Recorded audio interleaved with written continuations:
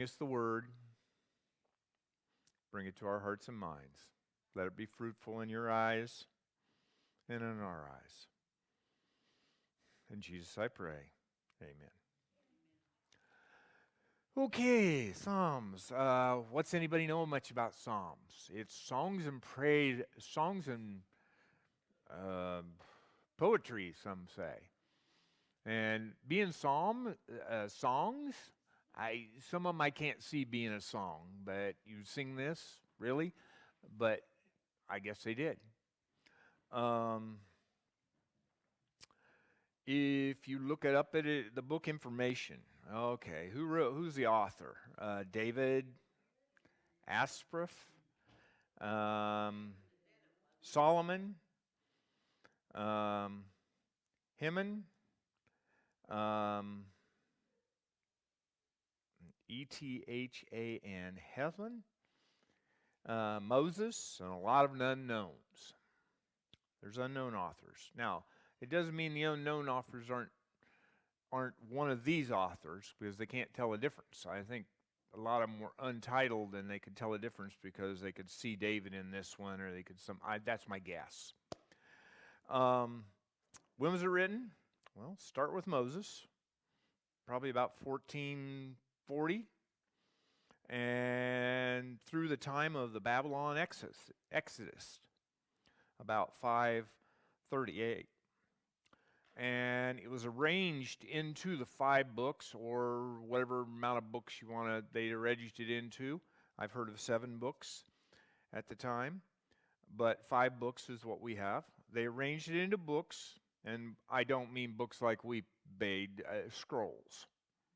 They would have been on scrolls. And they probably had 5 to 7. I heard there were 7 together, and they're not arranged in any, as far as the authors, no, they're not arranged in any author direction. Like one book has David in it. No, this first book does have a lot of David in it, but there are other authors in it.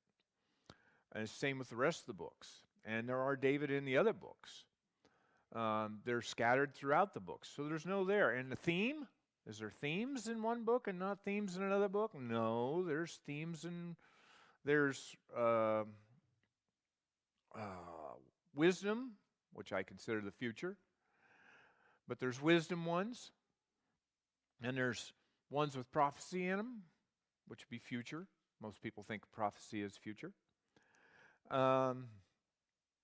There's ones with all sorts of things. Comfort. It's quite the thing. The Jews, here, what's interesting is I read in here, I hadn't heard this anywhere else, but I found it in here. The Hebrews have a name for it. Let's see, where is that? Tehillim. Tehillim? Anyway, no. Meaning praises. And that's all they called it. But it was arranged in 5 books, and by tradition, those 5 books were connected with the 5 books, the first 5 books in the Bible. And, I don't know. I don't really see a connection in the first one to the first book in the Bible, but that's what they say. They do some, it's quite the arrangement in there. You can see David in some of them. I was going through, listening through them, and I go, oh, he's in a city under siege. Well, David was in a city under siege at one point in time. And I go, oh, then this is David. So, and you could see where he was being chased, and people were not with him, and he needed God's redemption. Yes, I could see that one of them. It's supposed to follow his life along.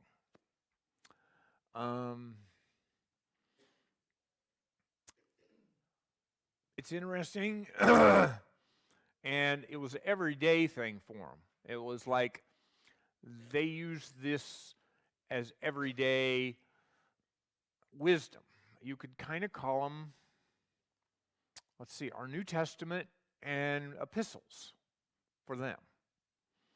Because they only had the first 5. And then they got this.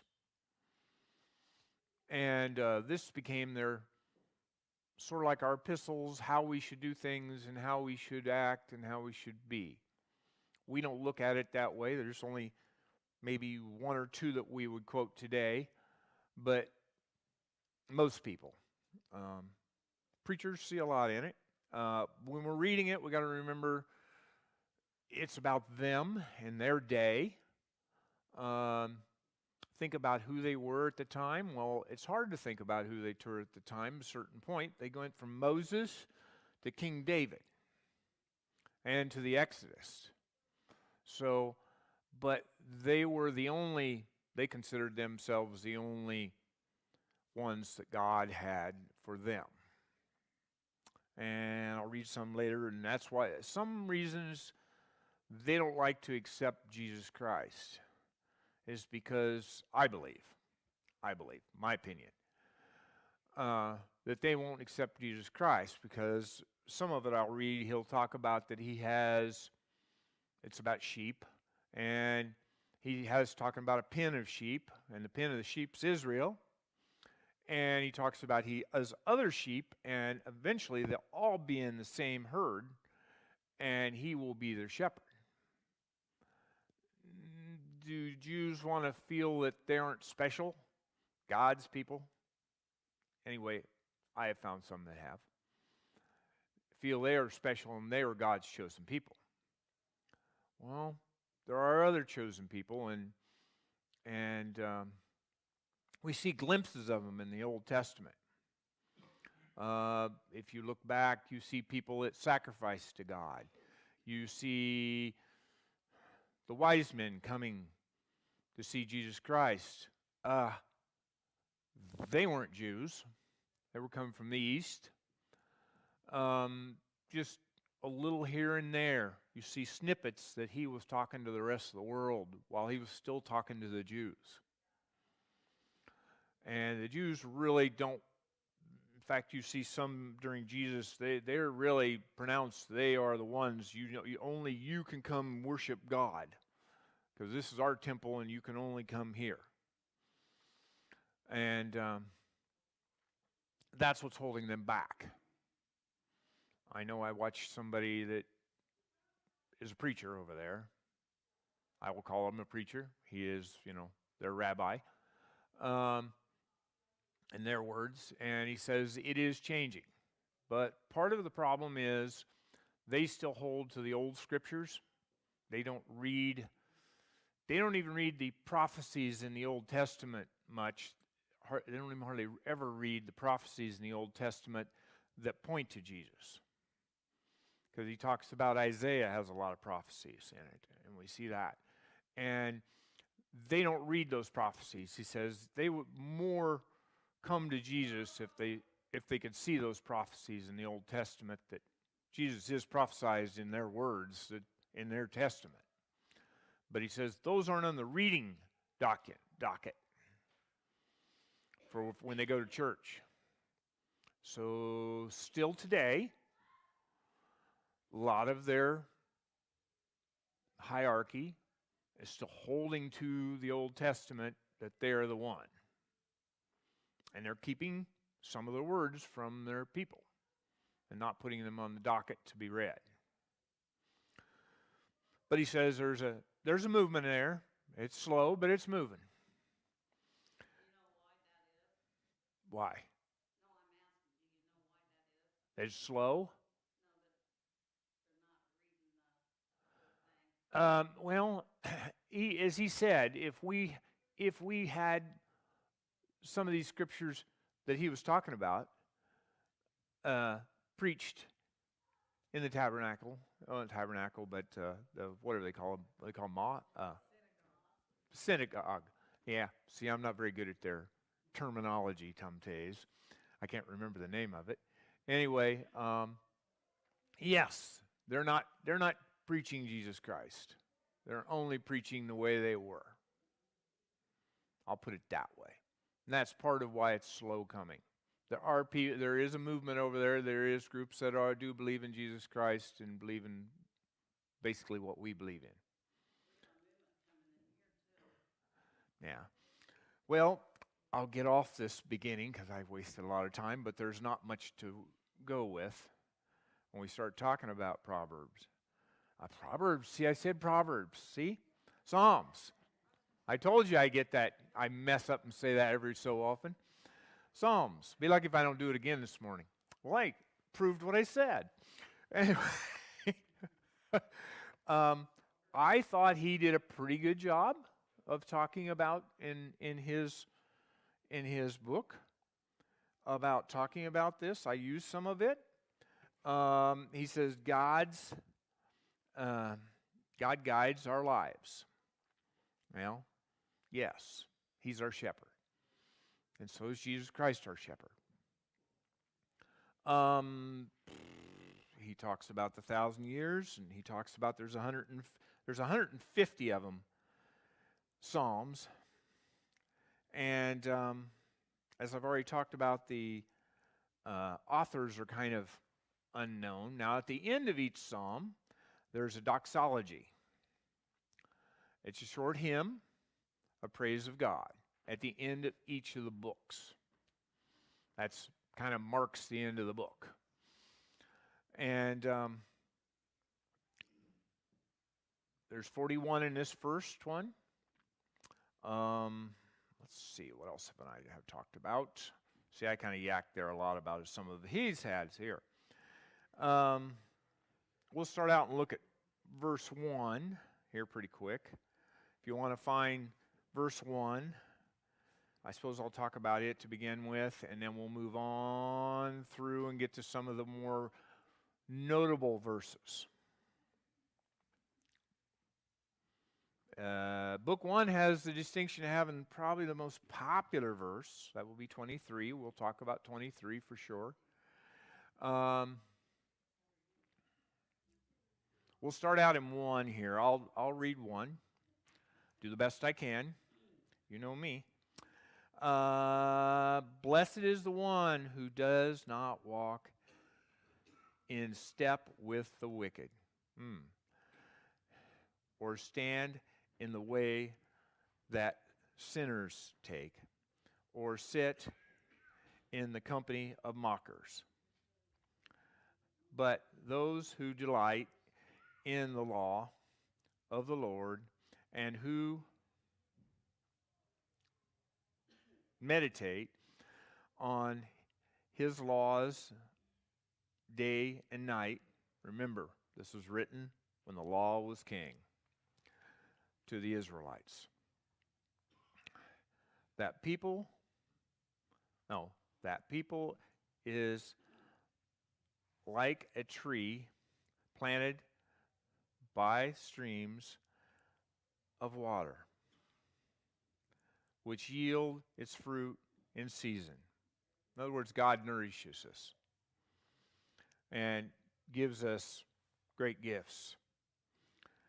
And whose leaves does not wither, whatever they do prospers. He didn't say, oh, they'll never have any troubles, never have any hard times. Did he say anything about that? No, he did not. Because that couldn't be true. Look at Job. God let that hard time come on him. But he blessed him twice as much in the end. Not so the wicked. They are like chaff that the wind blows away. So that's a theme that kind of rolls through in here. You hear that several times, that they blow away and they die and they will go away. Therefore the wicked will not stand in the judgment. Now, isn't that weird? That sounds like the wicked will not stand in judgment. Will they not? I don't know. If we get into the New Testament, I believe it's in Matthew, it talks about the the crop. They come and harvest the crop.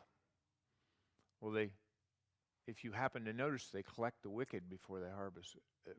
Collect at that time. The angel says, "What shall I do with the weeds?" You know the proverb of the weeds. What shall I do with the weed? Collect them to be burnt later. So they get collected and they're gone. They're going to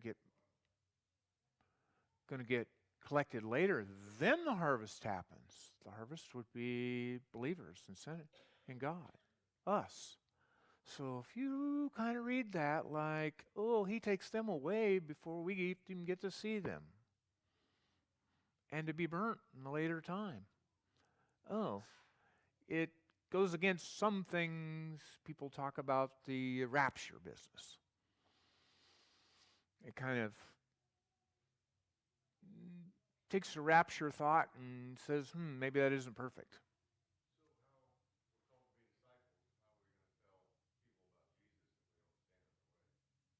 If we don't what? If we don't stand out? Oh, no, you'd be sitting in, mockers. That was towards the beginning, wasn't it? Or sit in the company of mockers. We don't sit in the company of mockers, but it doesn't put us that we don't preach. And also he talks about here later on that the righteous will hear my voice and respond. So kind of hearing us hears his voice. It's like I read last week. I talked about last week, the guy that talked for God. What did he say? What was the term he used? Anyway, he was talking in God's for God. You're talking for God. And yes, you don't sit with him. In other words, he doesn't want you to sit in their puddle of sin. He wants you to give you can go where they are, but you don't sit in that puddle. You aren't of the world, but you're part of the world. You can preach that, but you're also... I know, it's hard. Very hard, especially people who are rooted in sin. And no. I've got somebody like that. They don't even want to listen. They just tell me when I start to say anything about it or even anything close, they'll tell me, no, I don't do that.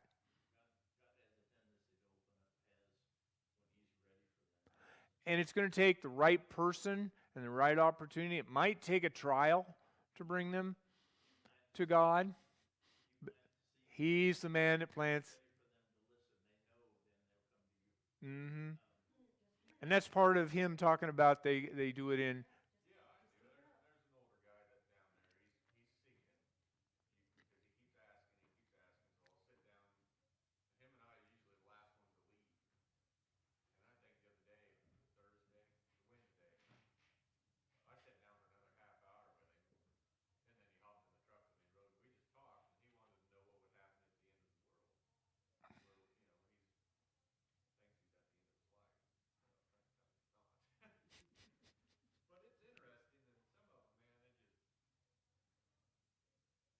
How long will it take him to judge us?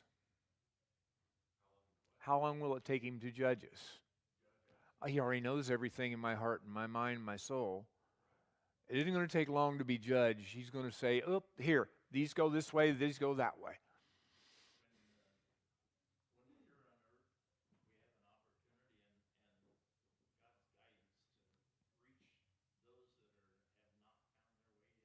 And we might be the voice that...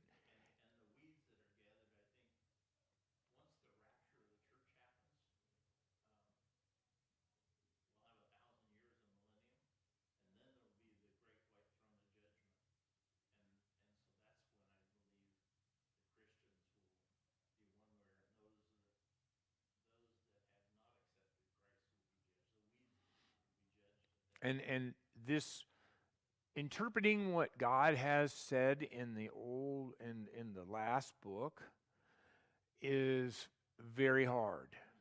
And we're going to have a hard time seeing that 1,000-year period. We'll have a hard time seeing that. We're going to have are we in the 1,000-year period? Some people think we are, some people don't. We have to trust in God and quit worrying about the last book. Yes. I don't worry about the last book. Yes, I will talk about the last book. I think the last book's very interesting, and how it's written is it's written to a point of understanding that the last book is, well, to give you an idea, is he starts telling about the earth died, and the earth died, and the earth died, and the earth died. I forget how many times it dies in that book. Can the earth die that many times? No, I don't think so. But he's talking about something there dies.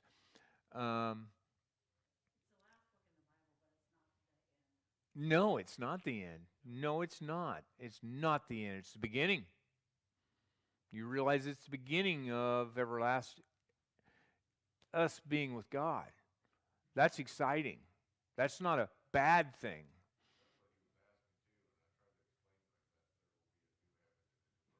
Yes, there will be by the book, by the last one, and I can understand that happening. And that new, there's two news in the Bible. There's a heaven now. Okay, I'm going to tell you about new. The story of new is, in the Bible, there's two news. Okay, there's like the newborn baby. It's never existed. It's brand spanky new. Then there's, they say new no matter what. There's the new as in renewed, like you would take a car and restore it to brand new condition. There's a new. That's a new. And new in the Bible. In the Bible, wine, there's 17 different kinds of wine, and they're all just wine in the book. Probably one time they talk about vinegar wine when he's on the cross, and that's the only time you see a difference in wine. But wine like our grape juice, that's the same wine they talk about. That's a wine in the Bible. You have to kind of read between the lines and see what kind of wine it was, if it was fermented wine or if it was just grape wine. And there was several different kinds of wine because they used a very low-grade wine and mixed it with water that had alcohol in it to kill the germs in it. Because a lot of people had stomach problems because of the germs they would get from the water. I'm really getting off course, aren't I? Anyway. Yeah, well, anyway. Okay. Back to the new. Okay. Okay, there's the new baby. There's a completely new renovated house. It looks like brand new. It looks like they just finished it. There's two kinds. They come up of new. There you go. They changed you as to new. Okay, the new, they talk about the new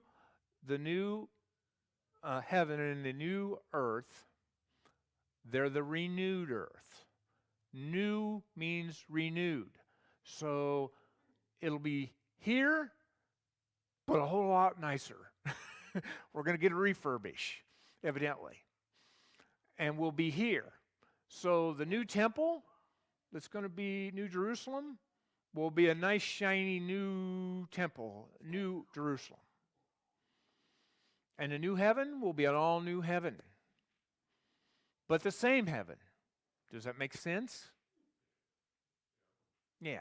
So it will be a new, but it'll be a renewed. He talks about in that he will be here, and Jesus will be here, and he will know our names, and we will be able to commune with him. At some point in time, Jesus is still in charge at the time that would come down, but at some point in time, Jesus will give up his. Right now, he is in control of everything. God gave him everything under his control. Not the devil isn't still playing fun games, which he does, and he has authority here on earth to a certain extent, but not complete authority. Like God said, he said to God in Job, you can't kill him. First time, you can't touch his body. No, he's not in control of the devil. See, I always feel that God would like to see the devil come back. He'd like to see everybody come back. He really doesn't want to lose anybody to this. Hell was made for what? The angels of his? That's the way some people talk about it. Now, I have not studied extensively on that. But at some point in time, it became us because of the sinning. Huh?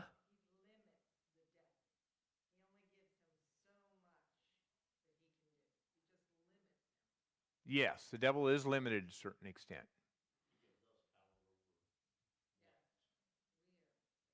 Yeah. But he can do a lot to you before you hit that point. And you have to give up. But Job didn't give up. Job didn't curse God and give up. No, we leave that to Job, how good he was, how he was with God and knew God. But in pain, as I talked about last week, in pain, we all can go other places. It really takes our mind when we're in pain. And are we done back with the squirrel? Shall I move back and we'll do a little more here? In fact, we're running out of time. We're heading towards the time. I'll get some done here. Anyway, as you can see in the first one, he talks how following him puts you near that water. Him. The living water puts you near him. One to speak of in here would be the most popular one in here. Let me get over to it. 23. I just got a thumb over here to 23. 22 is an interesting one to read because you see Jesus in 23. You really do. I'd recommend you read 23. We probably ain't going to get to that today. Psalms 23. Read 22, though. That's your assignment. No, you got some others to read. You got the next pack of them to read.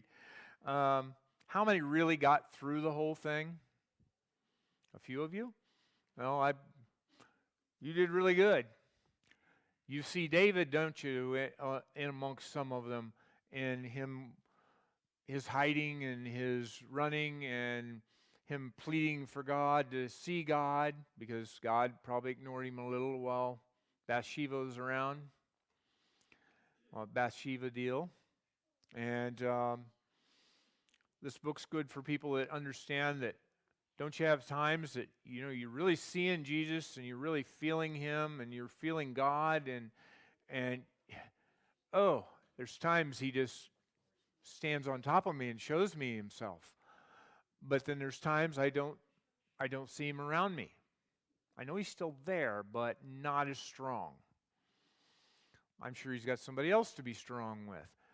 But he has ones in here about that, We shouldn't be down because we haven't seen it. It's about our heart. Do we follow God? Do we talk to him? And I am bad. I need to talk to him. I talked to him this week, and my life got a lot better. Things got a lot better. We need to talk to him about all our troubles. I know I hate to go to his troubles all the time, but we also need to praise him like the little child that was born that came last weekend. We need to make sure we praise him for that answered prayer. Well, I'm going to try to muddle through 23.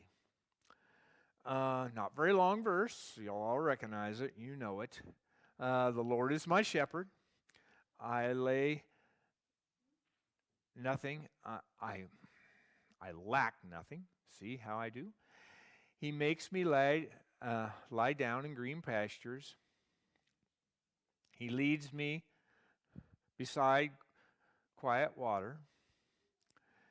He refreshes my soul. He guides me along the right path for his name's sake, even though I walk through the darkest valley. Now, darkest valley. What's he talking about? Darkest valley. I will fear no evil. Sometimes I think the darkest valley is where we live right now, in this world. There's some good valleys. I'm in one right now. But there's some dark valleys. There's some tough times in this world. Another thing Psalms does is it acknowledges that we have dark times. We have hard times. This world isn't easy to live here. He called it two different planes, and the level plane is here. They talk about it being the tabernacle, and then the vertical, that would be God and heaven. And it's tough living here and still holding up to that, holding to God.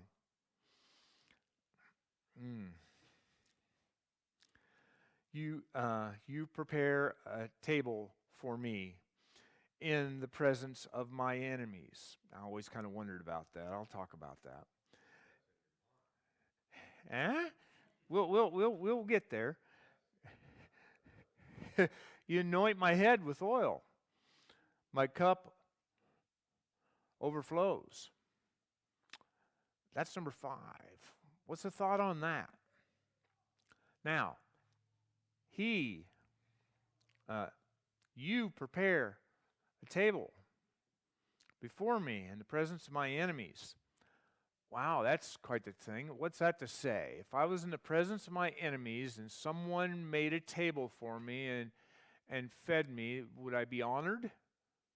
He made it for me, made a banquet for me, in the presence of all my enemies. I would be honoring. He's honoring you. That's what that's about. He's honoring you. He's giving you a place of honor at the banquet. He made it for you.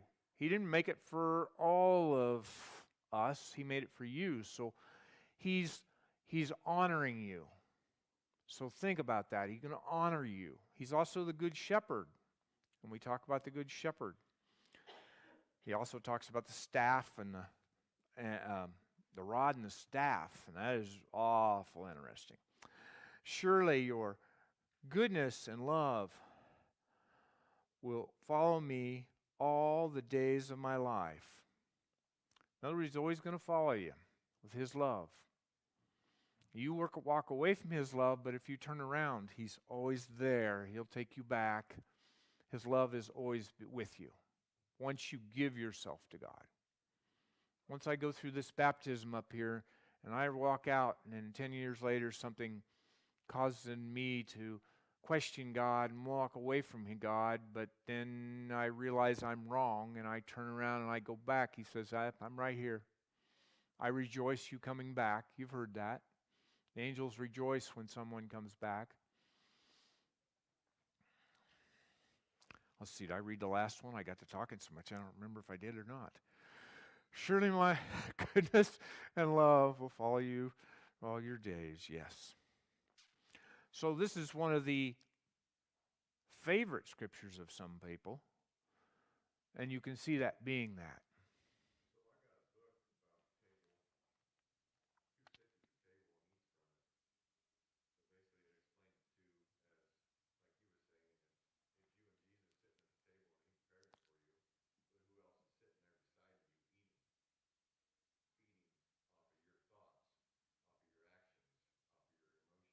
Yeah. I could see it being taught that way.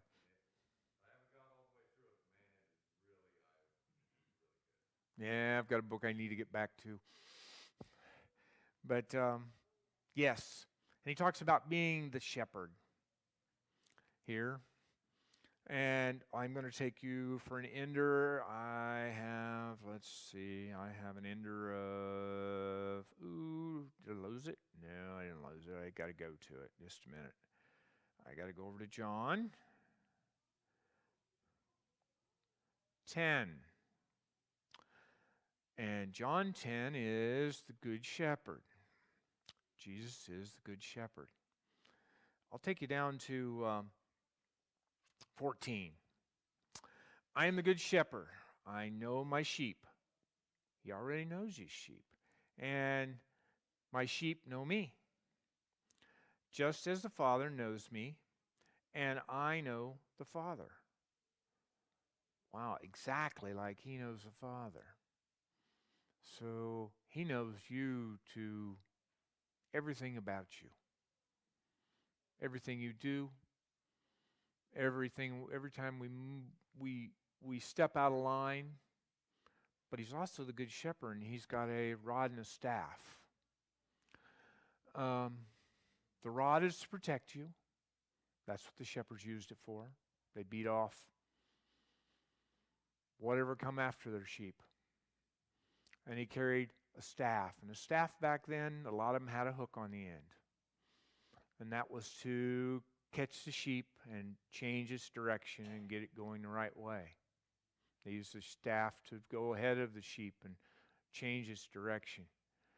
That would be Jesus changing your direction. Like, hey, you shouldn't go that way. I'm going to throw a hook around you and kind of give you a little yank. And, well, maybe I'm doing the wrong thing. And I turn and I go the right direction. That's how the rod and staff, David talks in another psalm about how it comforts him. The rod and the staff comfort him. Because he knows he's there to get me going down the right path. He knows he's there to help defend me. Very good. It's in some of them. There's way too many for me to sit up here and even start to talk about them. And we're going to have way many tomorrow, next week, because next week will be another batch of them. Oh, let me get finished here. I get talking, don't I? Okay, anyway, Father knows me and I know the Father. And I lay down my life for the sheep. Talking about the crucifixion. I have other sheep that are not of the sheep pen. What sheep pen is he talking about? Israel. The other sheep are the rest of the world. And I believe that they don't want to read this because they don't want to feel that they aren't as special anymore. Because they do act special and they want to be special. After Jesus was born to them and grew up and left, they were not his only people.